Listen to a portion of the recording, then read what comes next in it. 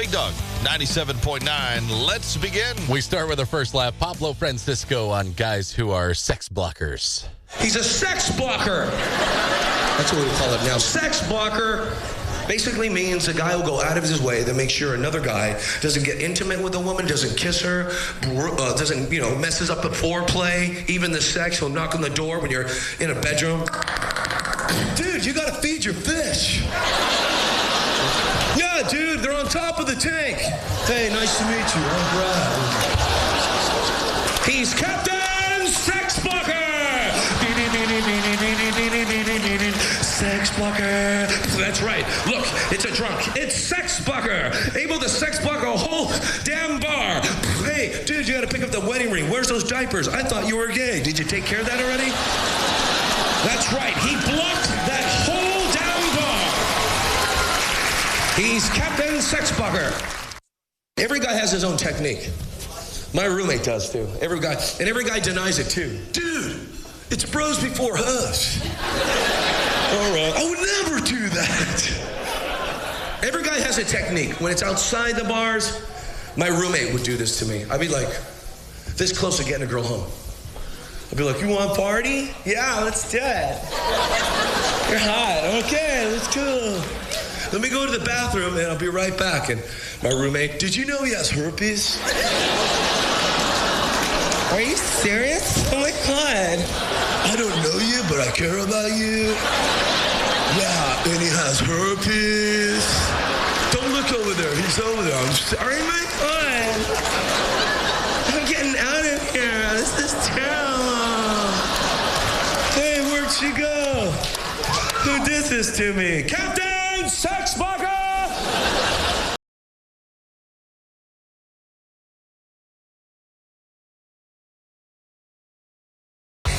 Big Dog, 97.9. Time for The Morning BJ. Good morning, Jules. Good morning, guys. All right, let's hear it. Why do cannibals avoid clowns? Tastes funny. They do taste funny. Got it. Very good. All right, thank you, Jules. Big Dog, 97.9. Second half of the baseball season is underway. And there was a question I ran across and got me thinking about it. Where's the best place to sit when you're watching a baseball game? A lot of people were asked. There were two picks that got the most votes. And it included the most expensive and also the cheapest as the top two. Okay. Number one was right behind the dugout. Yep. And a lot of times, actually, right behind the dugout isn't the most expensive. Like right behind the plate usually is the most expensive. But right behind the dugout, 28% of the vote said that is the number one place to watch a baseball game. My favorite spot, if you can afford them. That's the thing with them. They have gotten very expensive. But if you're in that lower level, I don't have to be like with my feet on the dugout. But if I'm in the lower level, 10, 15, 20 rows behind, I love those seats. I think you see everything really well. Just watched a Royals game a while back. The only game I've went and watched so far this year. Mm-hmm. And it was 3 rows off of the field. Yeah. Closer to the home plate than the dugout. They were like sweet. Yeah. They were nice. Those are awesome. So what's... And I would say that was pretty fun because you can hear the pop of the gloves. You can see that it's really, really nice. I think those are my favorite spots to sit. But I'm curious, what's number two? Like the outfield bleachers? On your couch with your big screen TV. It's cheaper. It's free. Yeah. 23% of the vote said that's the best place to watch. And when it comes to baseball, I completely disagree. Yeah. Watching baseball in person is the only way really to go. It's far superior, and I watch it on TV a lot. You don't. I do. I would watch it more if they allowed me to, but they black out all because I'm a Royals fan. And the service that I have, your team's games aren't on your... They're blacked out constantly on everything. I am that way with football, though. I think football's way better to watch at home. I agree. That's what I was going to say. Football, it definitely is that way. Behind home plate was number 3 at 21%. Club level, then the bleachers, a bar with your friends, and way up in the upper deck was last on the list. Yeah, it's last, but it's the easiest way to get in. I would say, and I haven't got to do them yet, I would say those all-inclusive ones that come with as much beer as you can drink. Unlimited food, drinks. Would be my top pick, and I've never even sat in those yet. I'm going to one of these days. Because I was lucky enough to go to a Cardinals affiliate day. Yeah. I got to sit in 2 different sections, and the most expensive one, I thought the food was amazing. Yeah. Watching the game sucked because your view of the full field kind of is blocked because of the overhang. Yeah. You can't see the ball go up in the air. Yeah. The outfield one that was all-inclusive, food more like ballpark food. Yeah. It wasn't chef prepared. Yeah. But yeah. it was a lot more fun. I'll buy those then. That's and my they kind are of place. way cheaper. You know, the thing that I love about sitting in the cheap seats is those people really want to be at the ball game. Yes. And it always feels like it's more fun. Yes. Real fans. Real fans in the cheap seats. It's where I've usually spent most of my games, too. But if you really want to watch a game, they say the best place, and most people agree, is right behind the dugout. I think home plate or, at home. But I kind of disagree with that one. I would not vote for that one. I would throw the club level, all-inclusive type things a little higher up on the list. I don't know, man. I gave like $10 a piece for beers at the stadium. The at-home one seems more feasible for me anymore.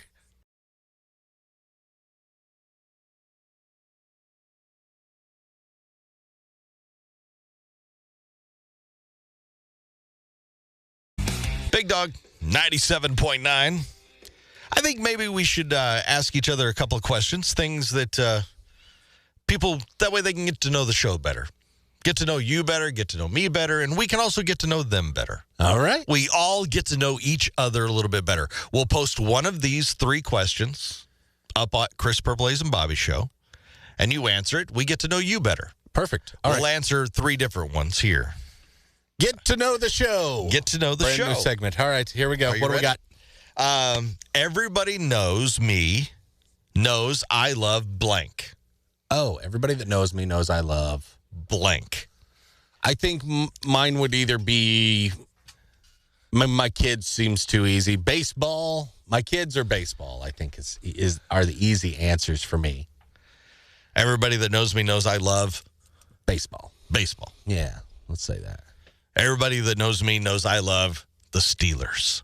Sure. So we both, I didn't even say a team. I just said, and it's true. I do love baseball because I will watch your kid play Little League Baseball. I love baseball. Like, I will watch baseball at any level. I have stopped into high school games without knowing a soul out there. Just watch the ball game. Love watching it. I've watched the college games, local college games here. I love minor league ball. If you've never been to minor league games, those are fun. They're a lot of fun. And I love the Cardinals. So I've got teams at different levels, but I'll watch baseball of any level, truthfully. All right, so yours is baseball. Mine, I'm going with Steelers. What's your "The World is Ending and We're All Gonna Die" song? Like it would be the soundtrack while the apocalypse is happening? Yes, the world is ending. Here's the song. Huh. That's tough. I don't know what. So not just my death. We're talking everybody's death. Yeah, this is "The World is Ending." Like "For Whom the Bell Tolls" or something like that. Hell's Bells. Yeah. I don't know why I'm saying it's like we're all going to the bad place, Yeah. but I don't know. Something really, dark like that, I think. I would want it to fit the moment. Like it could not be "Flock of Seagulls." It could be. It's your call. That's kind of funny. It is your like the idea. soundtrack. Yeah, but I hate that kind of music. I hate Like it could crappy be, 80s music. I hate that stuff. Could be Barney's song. Seems I like love you. it would be fitting to me, like, oh, the world is ending and now Aha is on. Awesome. This is fitting somehow. Right. But I would at least want it to be a thing that I like. What's yours? I don't know. What's yours? I mean, you kind of threw the Hell's Bells, For Him the Bell Tolls, those are things. Like a Welcome to the Jungle. Mm-hmm. Yeah. Where the scream happens. Mine at the as beginning. well. Like it really amps up. Yeah. Yeah. Why not? And it's long. Ugh. Will it last as long as the song? You pick that. Mine is Alice's Restaurant. All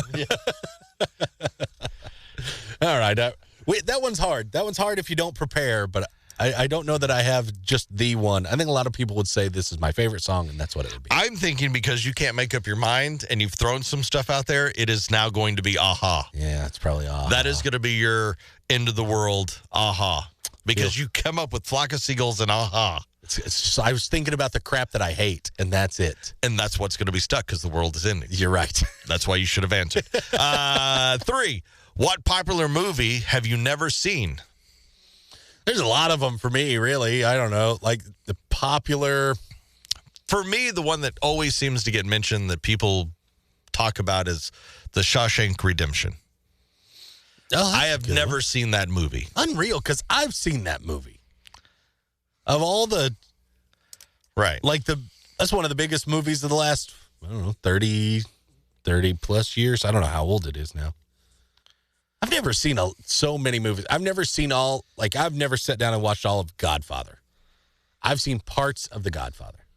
And I've seen, none of The Godfather 2. So I don't. Godfather would be a big one for me. Never seen, Raging Bull, that I've always thought would be really good, and everybody talks like it's really good. It is good. Never seen it. I've never seen, I don't know. Oh, there's a million movies for you. Oh. This should be easy. If you look at here's the list of the best 100 movies ever made. I probably haven't seen 70% of them. No, I was going to say 90. Come on. I mean, I've seen a lot of them, I've seen a lot of them. Yeah. Yeah, I would say Godfather's probably the one that is shocking. Because I love Goodfellas, too. Seen that. Yeah. Never seen The Godfather. See, Shawshank Redemption for me. Now, we're going to post one of those up so we can get to know you a little bit better as well. Check it out at Chris Purple A's and Bobby Show.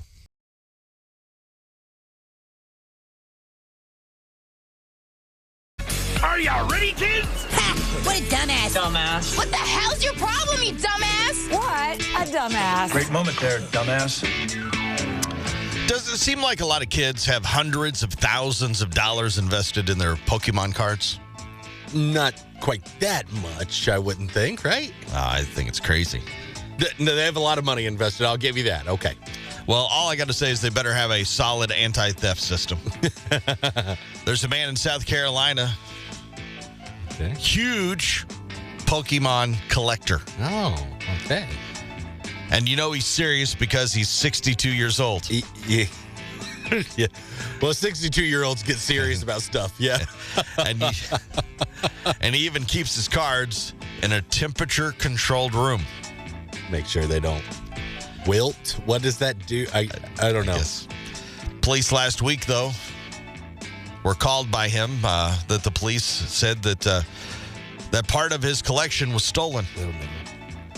The report says that the cards were valued at $500 million. But Christopher says the cops made a mistake, and it was more like $500,000. Oh, okay. $500,000. They added an extra zero. Yes. And that makes a lot of difference. How, you might ask, though, or is it still worth $500,000? And it wasn't even his full collection. Just part of it. He's got some rare thing, doesn't he? Or a couple of them. More than even his house is worth. Okay. Well, among other things, he's missing 3 unopened boxes of the first edition of cards. It happened sometime within the year, he says. Only outside people who were in the room within the past 9 months, he says, were workers on an HVAC system. Oh. Police are investigating now. They were getting that temperature-controlled Pokemon room ready, and they jacked maybe a couple of boxes. When's the first year of Pokemon? How long ago has that been? I don't know. Probably forever. But, yeah, he probably way further back than we even know. If he has, I knew he had to have some rare thing, but $500,000. Did he just noticed it? He thinks it might have been 9 months ago? Yeah, well, sometime in the last 9 months. That's why I don't collect stuff. It's like, it's really cool. I never even look at it. Other people come over. They're like, oh, that's really cool. Oh, yeah, forgot. I have that. That's why I don't even bother with it. And also why I don't sink a lot of money into Pokemon cards, you dumbass. What a dumbass. Big Dog, 97.9.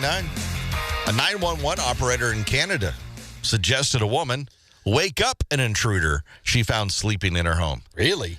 Ew, no. So you can add her terrible advice to my list today. Top 6 things you never want to hear from a 911 operator. Okay, great. Number 6, my shift ends in 3 minutes. Can you call back then? Number 5, so what are you wearing? Describe yourself to me. Yeah. Number 4, well, until paramedics arrive, you're going to have to give Mr. Sheen mouth to mouth. Uh-huh, yeah. Number 3, slow down, Debbie Drama. You're ruining my buzz. That's good. Number 2, you sound really freaked out right now. Can I put you on speaker so everybody can hear this? They don't do that. They probably just listen to it later. Yeah. Top 6 things you never want to hear from a 911 operator. Number 1, no hablo English. There's your good. top 6 things you never want to hear from a 911 operator today. Big Dog, 97.9. There is a doctor. He is a futurologist in England. What is that? I don't know. Something to do with the future. Which apparently is a real thing. Futurologist, I mean, not England. Okay. England's a real thing, too. England's fake. But futurologists apparently are, too. He's talking about things he expects to be mainstream. Okay. In 2050, which means they will be accessible to everyday people, not just, the super rich. Households will be using drones to stock their fridge. I could see that one happening. I don't. We'll grow food in vertical farms where fields stretch upwards, not outwards. Also could see that one happening. I could see that. Or like at least rooftops. And that already happens a little. Yeah. Rooftop gardens and things like that. I think you'll see like a whole big thing of it. Yeah. We were just going to run out of space at some point, so we're going to have to do that. Kitchens will operate entirely without water, using ultrasonic waves to clean surfaces. Also, washing machines will use high-tech beads to destroy dirt, so there will be waterless dishwashers. I wonder if they're going to be as noisy as my current dishwasher. That'd be nice if they're not. Eating bugs will be normalized. They've been already attempting this. I don't think it will. I don't see that. We don't revert back. Eating bugs feels like it probably was normal at one point. Right. We don't usually go backwards on that sort of stuff. I feel like we're almost going backwards on a lot of things. Yeah. And we're not stretching. I mean, because really, come on. Think about it. That's the best you have? What we have to look forward to is washing machines, bugs for dinner, and recycling bins. What about the flying cars you promised, the robots, the teleportation, the cure for cancer, augmented reality, 4-day work weeks? Yeah! Here. Where's that? 4-day work weeks. Remember when science fiction and futurologists or whatever they're called, they were thinking about all that fun, cool stuff to make you look forward to. Now we're talking about eating bugs. I don't even know why we have a futurologist. If you think about what you're talking about, the vision of the future was flying cars like 50 years ago. Movies today, the vision of the future is apocalypse. That's what I think he's saying. Well, but we're going to have sweet dishwashers. Well, that's true. Moment there, dumbass. Well, there's a fine line between getting being a great mom and doing something fun for the kids, and then there's this. Okay. She's a 49-year-old mom in Dixon, Illinois. Name is Jennifer. And earlier this week, she and her 2 daughters drove to a friend's house to blow up their inflatable pool. All right. Nothing bad so far. Right. But when it was time to take it home, Jennifer's plan is to, to keep it secure on the roof of their car, just have her daughter sit inside of it as they're driving down the road. Hold that down. Your weight will anchor it to us. Yeah. Someone spotted Jennifer driving her with her 2 kids sitting on the pool on top of the car and called the cops. They pulled Jennifer over, and she was arrested on 2 counts of child endangerment, 2 counts of reckless conduct, and 1 count of failure to secure a passenger between the ages of 8 and 16. Why are the 2 counts of child endangerment? Does she have 2 kids up there or just 1? 2 kids. Oh, 2 kids up there. I got you. Okay, now I understand.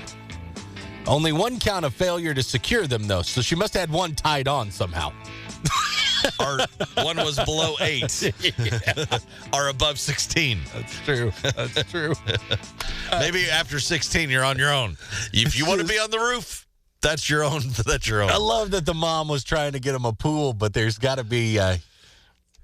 you got to think out how you're going to transport things a little better than this, you dumbass. What a dumbass.